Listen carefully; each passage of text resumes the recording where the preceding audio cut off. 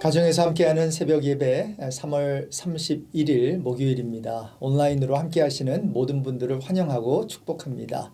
이제 새 찬송가 497장 주 예수 넓은 사랑 통일 찬송가 274장을 부르면서 시작합니다.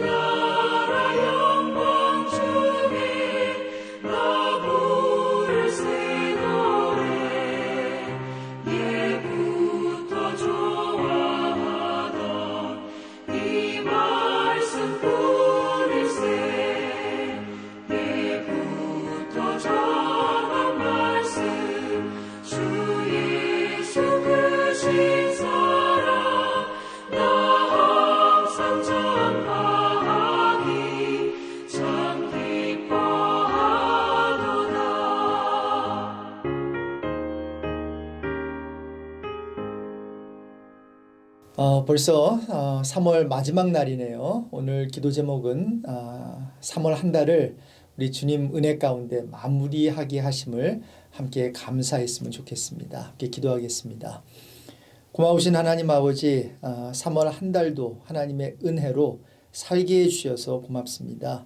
참으로 하나님의 은혜가 아니었다면 여기까지 올 수 없고, 하나님의 은혜로 우리 가정이, 우리 교회가, 또 우리 민족이, 또 이 나라가 참 하나님의 그 복을 많이 누린 줄 압니다.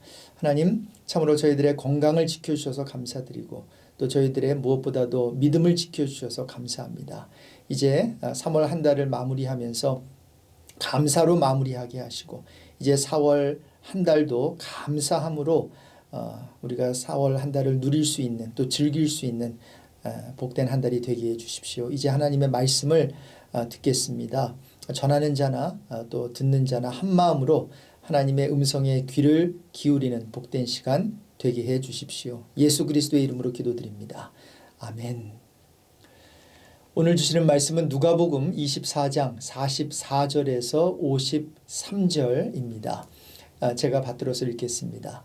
또 이르시되 내가 너희와 함께 있을 때에 너희에게 말한 바 곧 모세의 율법과 선지자의 글과 시편의 나를 가리켜 기록된 모든 것이 이루어져야 하리라 한 말이 이것이라 하시고 이에 그들의 마음을 열어 성경을 깨닫게 하시고 또 이르시되 이같이 그리스도가 고난을 받고 제3일에 죽은 자 가운데서 살아날 것과 또 그의 이름으로 죄사함을 받게 하는 회개가 예루살렘에서 시작하여 모든 족속에게 전파될 것이 기록되었으니 너희는 이 모든 일의 증인이라.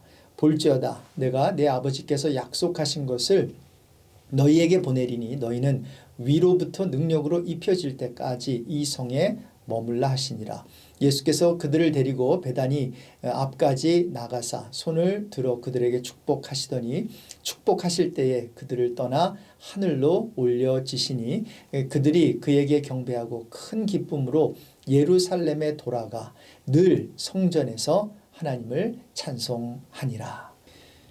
네, 이제 누가복음 마지막 장 그리고 마지막 이제 부분이 되겠습니다. 예수님이 제자들과 함께하는 마지막 시간이 되었는데요. 예수님은 이제 곧 승천하실 것이고요. 제자들은 예수님 없이 세상에 남아야 했습니다. 어제 본문까지만 해도 두렵고 의심이 많았던 제자들의 모습이 오늘 본문에는 사뭇 달라 보입니다. 예수님께서 하늘로 떠나가신 후 큰 기쁨 가운데 세상으로 나아가는 모습을 볼 수 있는데요. 과연 어떤 일이 이들에게 있었을까요? 오늘 본문을 통해 잠시 살펴보겠습니다. 먼저 예수님은 말씀을 듣게 하심으로 제자들의 마음을 만져 주셨습니다. 예수님께서는 그의 죽음과 부활은 구약 성경 말씀의 성취임을 44절에 이렇게 강조하시지요. 또 이르시되 내가 너희와 함께 있을 때에 너희에게 말한 바 곧 모세의 율법과 선지자의 글과 시편의 나를 가리켜 기록된 모든 것이 이루어져야 하리라 한 말이 이것이라. 이렇게 말씀하시면서 이제 쭉 성경 그 구절들 보면 이 46절에 이같이 그리스도가 고난을 받고 제3일에 죽은 자 가운데서 살아날 것과 또 그의 이름으로 죄사함을 받게 하는 회개가 예루살렘에서 시작하여 모든 족속에게 전파될 것이 기록되었으니 이렇게 설명을 해주세요. 그러니까 이제 예수님의 그 죽음과 예수님의 부활은 성경 말씀의 성취라는 것이죠. 자, 그런데 이 같은 구약 성경의 성취임을 알고 깨닫는 것은 제자들의 노력만을 가지고는 안 된다는 것을 45절에서 말해줍니다. 45절을 다시 한번 함께 읽어볼까요? 이에 그들의 마음을 열어 성경을 깨닫게 하시고. 네, 성도 여러분, 이렇게 성경을 읽는 것은 우리의 몫이지만 성경을 깨닫는 것은 automatically 되는 게 아니라는 것입니다. 그래서 성경을 깨닫는 것은 반자동이라고 말할 수 있겠는데요. 성경을 내가 읽는다고 자동적으로 깨달을 수 있는 게 아니라 성경은 내가 읽지만 깨닫게 하시는 역할은 하나님께서 하신다는 것입니다. 여러분 빌립 집사 기억나시죠? 빌립 집사는 주의 사자의 지시로 예루살렘에서 가사로 내려가는 길에 이티오피아 내시를 만나게 됩니다. 그 내시는 예배를 드리기 위해 예루살렘에 왔다가 돌아가는 길에 병거 마차를 타고 가며 선지자 이사야의 글을 읽고 있었습니다. 성경은 빌립에게 그 마차로 가까이 다가가라고 명하셨고요. 이사야의 글을 읽고 있는 내시에게 지금 읽고 있는 것을 이해할 수 있느냐? 이렇게 물었습니다. 지도해 주는 사람이 없는데 어떻게 깨달을 수 있겠습니까? 내시가 대답하지요. 그래서 빌립은 이사야의 글로부터 시작해서 예수님을 가르치며 복음을 전했고요. 그 결과로 내시는 세례를 받게 되었던 것입니다. 맞습니다. 성경은 이렇게 깨닫게 해주는 역할을 해주는 사람을 통해 그 말씀을 깨달을 수 있습니다. 그래서 성경을 읽는 자는 이 같은 겸허한 자세로 성경을 어프로치해야 하고 겸손한 자에게 말씀을 깨닫게 되는 은혜를 더해 주시는 것입니다. 목사님, 저는 혼자 성경을 읽다가 스스로 깨달았는데요. 감사한 일입니다. 그러나 교만해질 일은 아닙니다. 왜냐하면 성경을 스스로 깨닫게 되었다면 그것은 바로 성령의 역사이기 때문입니다. 예수님은 요한복음 16장에 그러하나 진리의 성령이 오시면 그가 너희를 모든 진리 가운데로 인도하시리니 라고 하셨습니다. 그렇습니다. 진리 가운데로 우리가 인도함을 받았다면 그것은 성령께서 베풀어 주신 은혜일 것입니다. 이렇게 주님은 먼저 제자들의 마음을 만져주심으로 성경을 깨닫게 해 주셨습니다. 여러분, 우리가 성경을 깨달아 알게 될 때, 하나님의 말씀을 깨달아 알게 될 때 우리의 마음에 변화가 생긴다는 것이죠. 이 같은 변화가 이제 제자들에게 생긴 것입니다. 둘째로 예수님은 제자들에게 증인이라는 새로운 정체성을 주셨습니다. 주님은 46절과 47절에 그리스도가 고난을 받고 제3일에 죽은 자 가운데서 살아날 것과 그의 이름으로 죄사함을 받게 하는 회개가 예루살렘에서 시작해 모든 족속에게 전파될 것이 성경에 기록되었다고 말씀하시면서 48절에서 이런 중요한 말씀을 하십니다. 너희는 이 모든 일의 증인이라. 여러분, 증인이 된다고 하는 것은 큰 부담이 요구되는 것이 아닙니다. 설득할 필요도 없고요. 특별히 변증할 필요도 없습니다. 단지 보고 들은 것을 사람들에게 말해 주기만 하면 됩니다. 이 말은 완벽한 논리나 달변으로 누군가를 설득할 필요가 없다는 것입니다. 우리는 착각하지 말아야 합니다. 우리의 능력으로 사람들을 변화시키거나 진리를 받아들이게 할 수 없습니다. 그래서 성경은 단호하게 말하고 있지요. 만군의 여호와께서 말씀하시되 이는 힘으로 되지 아니하며 능력으로 되지 아니하고 오직 나의 영으로 되느니라. 성전 건축뿐만이 아니라 하나님의 모든 그러한 사역은 우리의 능력으로 되지 않습니다. 오직 하나님의 영, 즉 성령으로 되는 줄로 믿습니다. 네, 맞습니다. 우리가 할 수 있는 일이 있다면 우리가 경험하고 체험한 예수님을 다른 사람에게 알려주는 것입니다. 그러면 성령께서 역사하셔서 영혼들을 구원하실 것입니다. 이같이 증인이라는 새로운 정체성에 걸맞는 삶을 위해서는 다른 능력이 필요한 게 아니라 언변이라든가 재력이라든가 신체적 능력이 필요한 게 아니라요. 위로부터 임하는 능력, 즉 보혜사 성령님이십니다. 성령님은 증인으로 살아가는 우리에게 가장 강력한 무기를 주십니다. 아무리 어려운 상황에서도 우리에게 전해야 할 필요한 말을 주신다고 약속하셨습니다. 복음의 증인인 우리에게 필요한 모든 것을 성령님이 주십니다. 그래서 오늘 본문에서 그 하반부에 보면 49절에 볼지어다 내가 내 아버지께서 약속하신 것을 너희에게 보내리니 너희는 위로부터 능력으로 입혀질 때까지 이 성에 머물라. 무엇을 말씀하시는 걸까요? 이제 예수님께 승천하시면서 보내주실 보혜사 성령, 그 성령님이 능력 아닙니까? 우리의 능력이 되시죠. 그래서 이런 성령을 주시겠다고 약속하셨어요. 자, 그러니 이제 제자들은 증인으로서 단지 보고 들은 것을 전하면 됐습니다. 자, 그러므로 저와 여러분이 가장 많이 신경 써야 할 것은 무엇일까요? 그리스도의 증인으로서 우리가 어떻게 효율적인 증인의 삶을 살 수 있을까요? 그것은 다른 것이 아니라 어떻게 하면 주님을 인격적으로 알고 체험할 것인가, 이것을 우리는 신경 쓰고 또 고민해야 할 것입니다. 성경은 우리에게 도전합니다. 우리가 여호와를 알자, 힘써 여호와를 알자고 말입니다. 이렇게 우리가 여호와께로 돌아가면 우리를 찢으셨으나 도로 낫게 하실 것이요 우리를 치셨으나 싸매어 주실 것입니다. 할렐루야.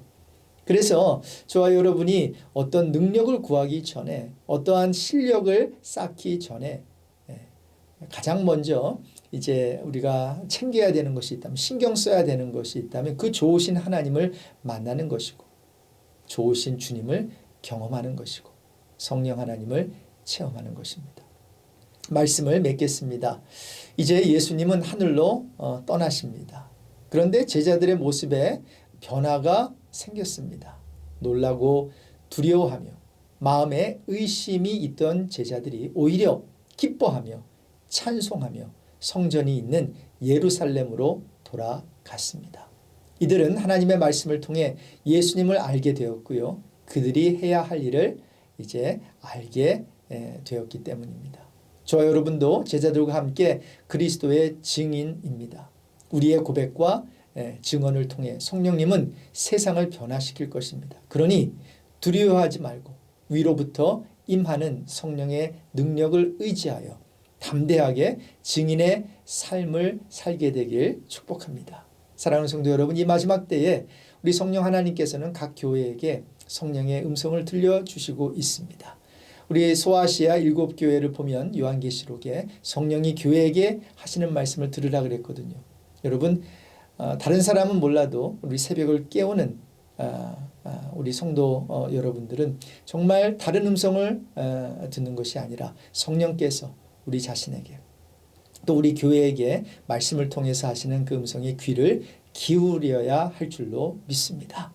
여러분, 우리는 그 어느 때보다도 참 정보의 그 홍수 가운데 있습니다. 무엇이 옳은 인포메이션인지 또 무엇이 진짜 진리인지 참 분별할 수 없는 그러한 힘든 어려운 그런 시대에 살고 있거든요. 이럴 때일수록 우리가 하나님의 말씀, 이 성경 말씀을 우리가 묵상하면서 또 성경 말씀을 공부하면서 이 가운데 우리에게 주시는 성령 하나님의 세미한 음성에 더욱더 귀를 기울여야 할 줄로 믿습니다. 오늘도 우리 함께 또 각자 자리에서 기도하는 가운데 그 성령의 아름다운 세미한 음성을 듣게 되는 은혜가 있길 바랍니다. 기도하겠습니다.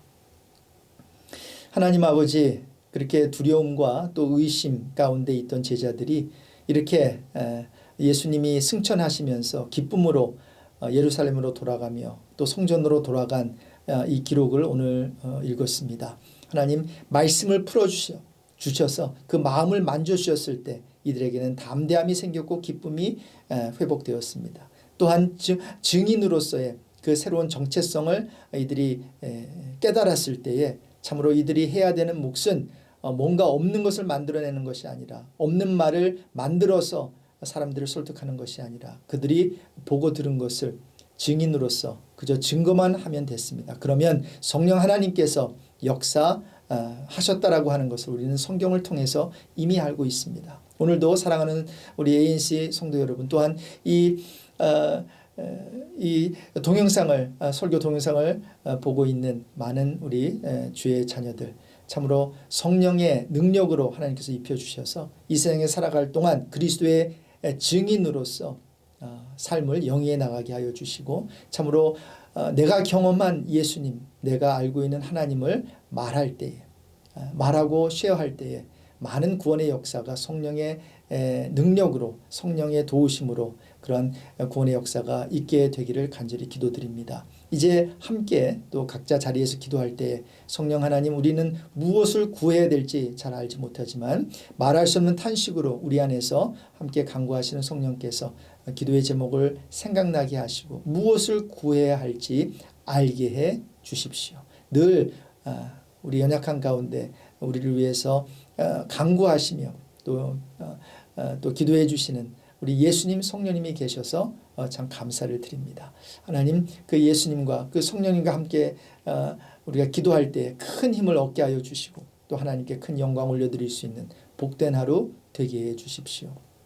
감사드리며 축복하며 예수 그리스도의 이름으로 기도드립니다. 아멘. 이제 각자 기도의 자리로 나아가서 우리 하나님께 기도하는 시간을 갖겠습니다. 오늘도 복된 하루 되십시오. 샬롬.